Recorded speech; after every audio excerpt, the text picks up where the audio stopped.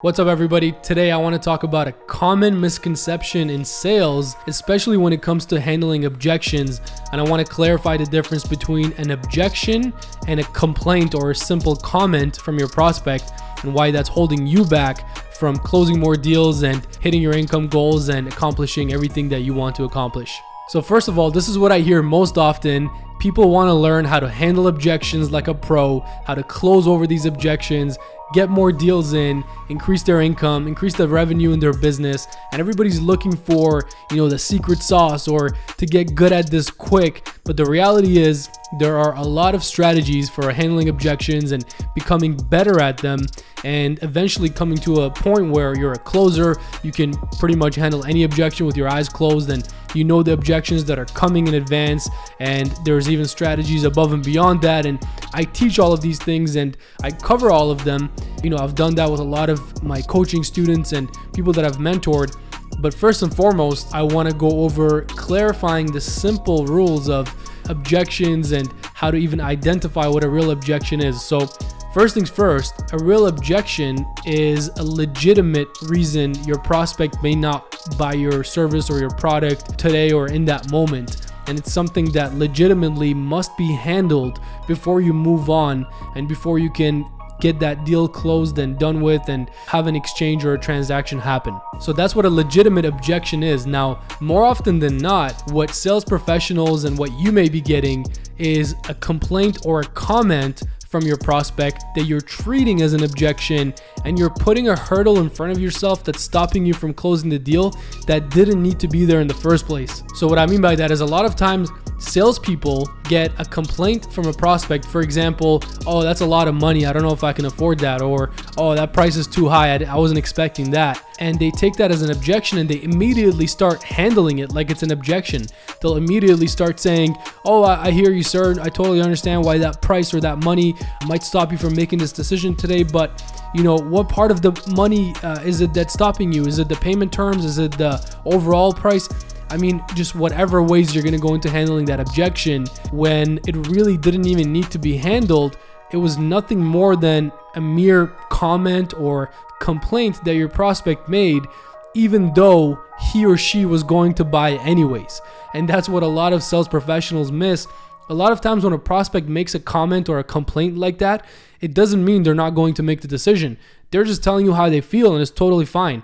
I've personally bought, Gucci, Louis Vuitton. I got the Gucci shoes, the Gucci shades, the Gucci wallet, the Gucci money clip. Probably shouldn't be listing all these things. The Gucci scarf, the LV shoes, the LV belt. Oh, sorry, 2 Gucci belts, LV dress shoes, Louis Vuitton cologne, Louis Vuitton wallet. I mean, I could go on for days, right? So this wasn't a rant on all the designer stuff that I own, but my point was every single time that I've bought designer things for myself or for my girlfriend, I've complained about the price or made a comment about the price, or just expressed, even if it wasn't a complaint, just expressed that, damn, that's a lot of money. This scarf is $1,200, but she's worth it, so no problem. I'll get it regardless. Just because I made that comment, imagine the sales professional at Louis Vuitton had gone in and said, oh, is that going to stop you from making the decision today, or is that going to stop you from buying the scarf? And started to handle that, or started to ask me more questions about why I think it's too much or what price point would make more sense for me. I wasn't looking to be put onto a different product or a different price range. I was totally fine paying that $1,200 for a piece of cloth. You might think I'm stupid. It is what it is. But my point is, I made a comment or a complaint or an expression. All that is a complaint or a comment or an expression. It's not an objection. It doesn't mean I won't make the decision and I won't get the deal done and close that day. It doesn't mean I'm not looking to buy regardless. And all the sales professional has to do is agree and acknowledge me. All they have to do is, yeah, I hear you. It is a lot of money. You're lucky to be able to afford this. You're one of the few on this planet that's lucky enough to enjoy this quality of goods or services. So yeah, it is a lot of money. Congratulations on being able to afford this. Like really handling it, giving you that acknowledgement, giving you that agreement that, hey, I'm with you. I agree. I get it. It is a lot of money. It is an investment that you're making in yourself or in your partner or whatever the scenario may be. But at the same time, that is what it is. Congratulate them and move on. The point being, a lot of times complaints are mistaken with objections, and those two things are completely different. So I already covered a few examples, but I'll go into some clear ways of handling the complaint and then handling the objection. So first I'll start with handling the complaint, because the complaint more often than not is simpler, and you should start by treating every single objection you hear as a complaint first to see how much weight it actually holds. So if you're with a prospect and you're in the close and they're telling you that's a lot of money, or they tell you I may need to think this over, whatever one of these lines you usually hear regarding your product or your service, the first thing to do is treat it as a complaint, which is just agree with them, acknowledge them, let them know that you hear them, you understand what they just communicated to you, and do it with a positive attitude, keeping the conversation light, and just acknowledging what they said. So that's the first way of handling the complaint, and then you assume control of the conversation again. The most important thing people miss is they'll acknowledge and agree, and they'll smile, and they'll keep it light, and they'll tell them, John, I hear you. It is a lot of money, and congratulations to you for for putting yourself in a position to actually be able to afford this. So congratulations. And then they stop. And then now you've made that an objection. You've made that a conversation piece for your prospect, John, to come back in and now continue that train of thought. So now it tends to become an issue. It becomes an objection that now you're going to have to actually handle.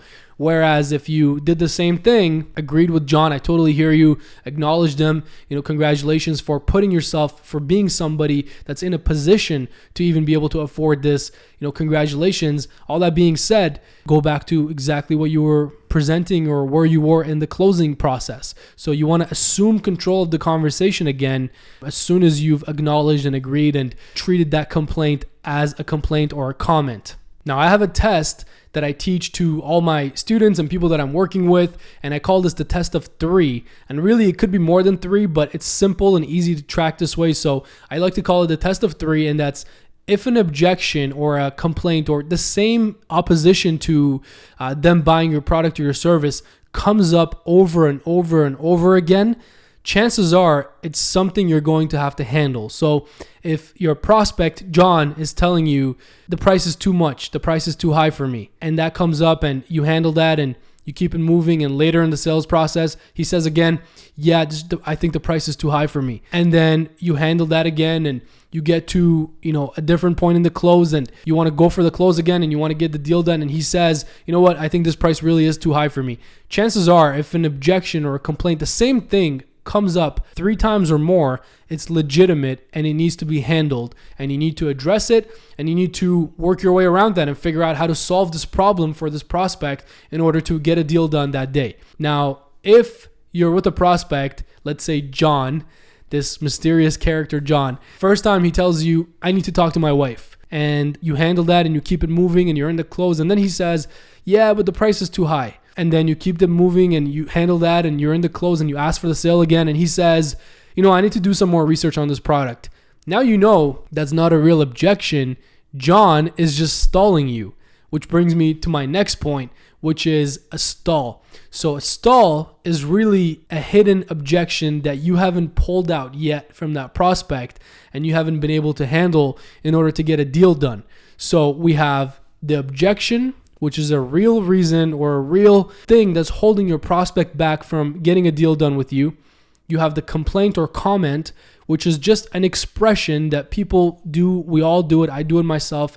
Everybody does it. And then you have a stall, which is the prospect really just stalling you, really just being an educated buyer and consumer and giving you the runaround and not giving you the real reason. And behind the stall is what's called a hidden objection. Now, every true, sales professional and every true great in this sales and business space knows that the way you're going to close more deals and the way you're going to maximize your results and your income is by becoming an expert in pulling out the hidden objections and handling them. So the goal for you on your journey of becoming a closer and a master salesperson is to first understand what all of these things are and what they mean: objections, complaints, stalls, hidden objections, and then to understand which one's which and be able to identify it in real time when you're in front of a prospect, and then be able to handle each one of them in the right way. So when an objection comes up more than 3 times and you know this is a legitimate objection,